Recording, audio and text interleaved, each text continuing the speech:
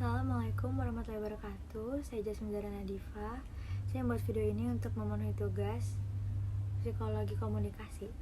Saya membuat PowerPoint tentang karakteristik komunikator yang efektif dalam komunikasi antar pribadi. Pendahuluan.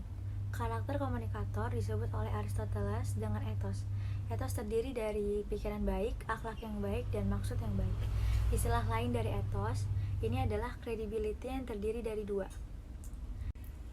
Selanjutnya, pembahasan komunikasi antar pribadi. Pada definisi komunikasi, disebutkan bahwa komunikator adalah orang yang menyampaikan rangsangan. Harold Laswell mengatakan komunikator atau sering disebut juga sumber, pengirim, penyandi, pembicara, atau originator. Komunikator adalah pihak yang berinisiatif atau mempunyai kebutuhan untuk berkomunikasi. Sumber boleh jadi seorang individu, kelompok, organisasi, perusahaan, atau bahkan suatu negara. KAP berlangsung antara dua individu atau lebih, yang dapat berlangsung secara tatap muka atau face to face, dan dengan menggunakan alat bantu atau media seperti telepon, surat. Komunikasi antar pribadi dikatakan efektif dalam merubah perilaku orang lain apabila kesamaan makna mengenai apa yang dibincangkan. Ciri khas yang tampak dalam komunikasi ini adalah arus balik langsung yang dapat ditangkap oleh komunikator, baik secara verbal dalam bentuk kata-kata maupun secara nonverbal dalam bentuk gerak-gerik seperti anggukan dan lain sebagainya. Selama proses komunikasi antara pribadi langsung antara komunikator dan komunikan tersebut akan terjadi adanya pengertian fungsi secara bergiliran satu sama lain. KAP mengandung beberapa ciri-ciri antara lain. Yang pertama, keterbukaan.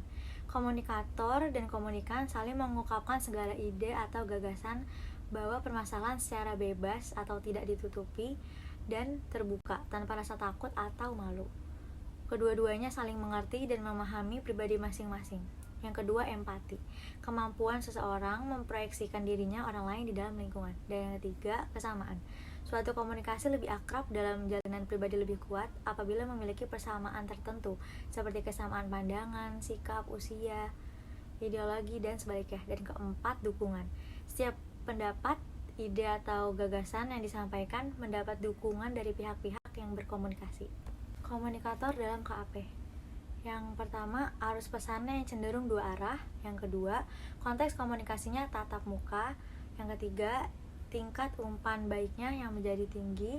Yang keempat, kemampuan untuk mengatasi tingkat selektivitasnya yang tinggi. Yang kelima, kecepatan jangkauan terhadap audiens yang besar relatif lambat. Dan yang keenam, terakhir, efek yang mungkin terjadi adalah perubahan sikap. 4 faktor penting bagi komunikator. Yang pertama, pengetahuan. Di dalam hubungan yang lebih dekat, kita mesti lebih dalam lagi mengenal lawan hubungan kita. Yang kedua, pengalaman. Pengalaman komunikatif dapat diraih melalui pengamatan terhadap yang lainnya dan berpartisipasi dengan yang lainnya. Yang ketiga, motivasi. Ketiadaan kemauan untuk berkomunikasi dalam membangun dialog dengan yang lain menjadi faktor terbentuknya kesalahpahaman terhadap apa yang dimaui dan dibutuhkan dalam hubungan tersebut. Dan yang terakhir, 4, sikap. Kita dapat memprediksi perbedaan ataupun kadar hubungan komunikasi kita melalui sikap yang ditunjukkan oleh komunikan. Komunikator yang efektif. Yang pertama ada belas kasih, kerendahan hati, pengertian, kebijaksanaan, akuntabilitas, dan empati.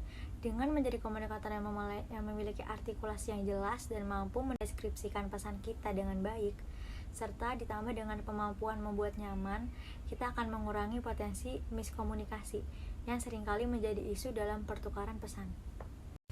Sekian presentasi dari saya, kurang lebihnya mohon maaf. Wassalamualaikum warahmatullahi wabarakatuh.